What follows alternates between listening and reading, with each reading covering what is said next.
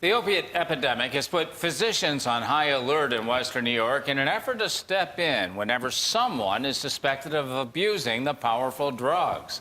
But a Depew mother says things went too far when the results came in from her drug test after she gave birth.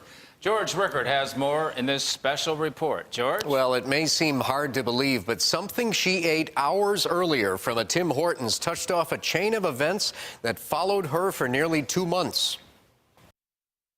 It had been a long 9 months for Jamie Silikowski. Her pregnancy followed a miscarriage, and complications fed into her worry.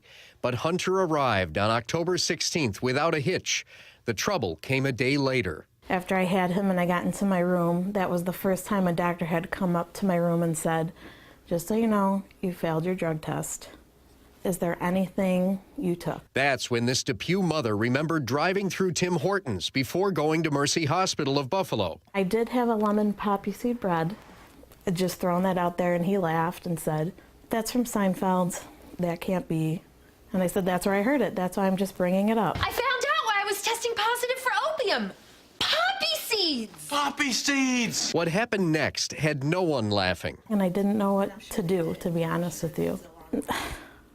I had nowhere to turn. I didn't know what to do. I didn't know what questions to ask. I offered to retake the drug test. I asked if I could do another urine sample, a blood test, a hair sample, and they said no. Mercy Hospital called Child Protective Services, which launched a child abuse investigation. Honest to God, it was like a nightmare. I didn't know where it was going to end. CPS made house visits, interviewed her 2 daughters, and visited their school.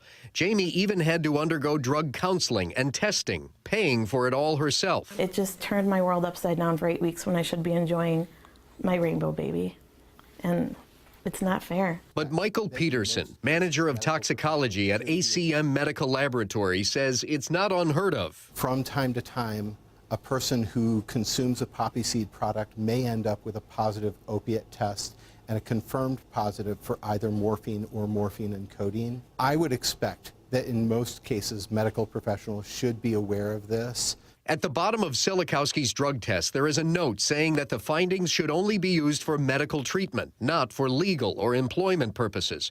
Also, we checked with another regional hospital, which notes checkpoints along the way, which could prevent a call to CPS, like looking at the baby's drug test. In this case, Hunter's urine test showed no traces of drugs. In response to these issues, Mercy Hospital told News 4, HIPAA privacy laws prevent us from discussing specific patient cases. However, Mercy Hospital of Buffalo's top priority is to protect the welfare and safety of all of our patients.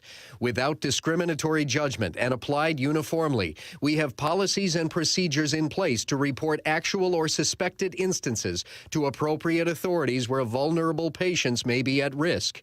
We have no involvement in determining if an investigation is warranted or the extent of the investigation. The Erie County Health Department, which oversees the CPS crew on this case, declined to comment.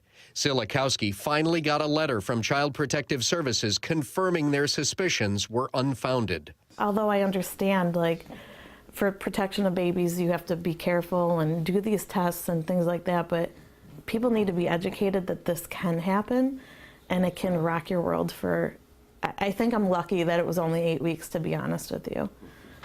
But it was a long 8 weeks. While poppy seeds don't actually contain morphine, the seeds can come in contact with opium extract during harvesting. So the amount of morphine residue left on the seeds depends on how well the poppy seeds are cleaned and processed, and that varies depending on the country the seeds are from and when they were harvested. Who knew? George Rickard, News 4 at 6.